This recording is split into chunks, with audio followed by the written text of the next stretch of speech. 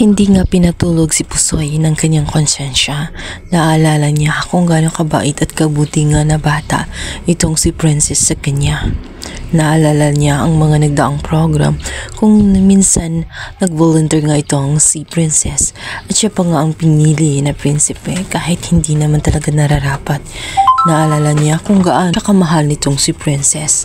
Kaya naman sa pagkakataong yun, napilitan na nga siyang sabihin ng katotohanan kay Mang Pascual sa harap ng abogado. Kaya naman malaki na ang posibilidad na makakalaya na nga itong si Princess dahil agad-agad nagpasa na nga ng motion ang naturang abogado para pag-aralan ng piskal ang kaso nga ni Princess. Dahil sa testimony nga nitong si Pusoy, malaki ang posibilidad na malaya na nga itong si Princess. Samantala, nagpahalik naman itong si Libby. Nangangamba siya na baka tuloy na nga mabisto ang ginawa niya dito kay Princess.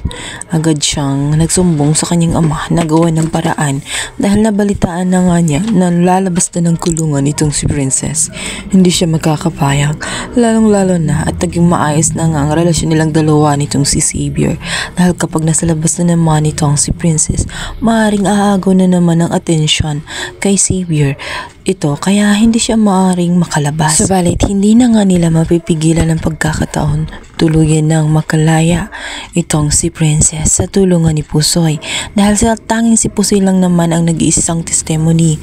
Kaya kapag kumalas at nagsabi ng totoo itong si Pusoy ay wala nang magagawa ang panig nga nila Libby dahil wala nang bisa ang kaso na ihahain nga dito kay Princess. Wala din silang mahanap na ibang titistigo na magdidiin na talagang may kasalanan itong si Princess. Kaya naman nag-celebrate na nga ang mga kasamahan ni Princess sa napakagandang balita para sa kanya. Masayang-masaya ang mga ito at gabi pa lang ay bumabalakpak na sa tuwa ang mga ito at may saya sila na magkakalaya na nga ng tuluyan itong si Princess dahil deserve nito at nakita nilang mabait talaga si Princess at na-frame up lamang siya. Sa kabilang banda, nagpapanik naman itong si Divina. Nagpapanik nga itong si Divina. Matapos nga kasing nasa labas na itong kalaban niya na si Charlene, gagawa siya ng paraan kung paano matuloy ang kanyang mga plano dito kay Raymond. At ngayon may nangyari nga sa kanilang dalawa, ito nga ang gagawin niya para gagamitin niya itong maging kasangkapan para sa emotional blackmail para pasunod-sunurin nga itong si Raymond sa kanyang kagustuhan.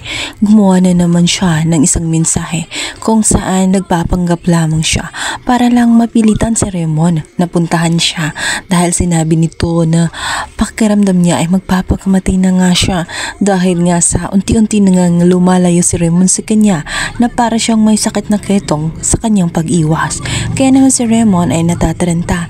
Hindi rin naman niya masikmura na may taong mamamatay nang dahil sa kanya. Walang kamali-mali si Raymond na ginagamit lamang siya nitong si Divina. Sa kabilang banda, dito naman nagdiskusyon ng magkapatid na si Mimi at itong si Charlene kung bakit hindi niya sugurin matapos ng makwento nga ng katulong na may something sa kanilang dalawa ni Divina at nakita niya.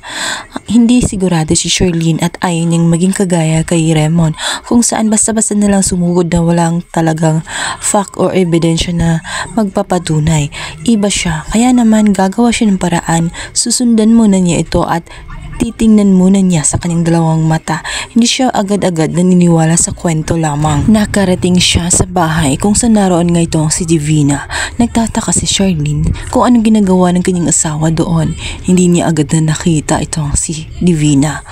Umikot-ikot siya sa loob ng bahay dahil ang alibay nga ng kanyang asawa ay bibilihin ang naturang bahay at isusurpresa siya at bakit hindi nagkwento agad.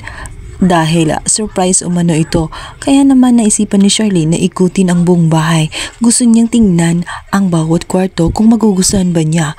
Ngunit sa may hagdanan pa lang ay bigla na lang siyang hinila nitong si Raymond dahil alam niya may tinatago siya doon.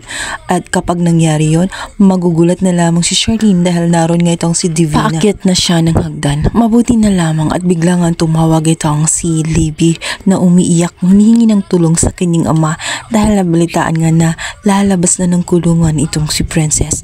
Kaya naman nakaligtas ngayon itong si Divina.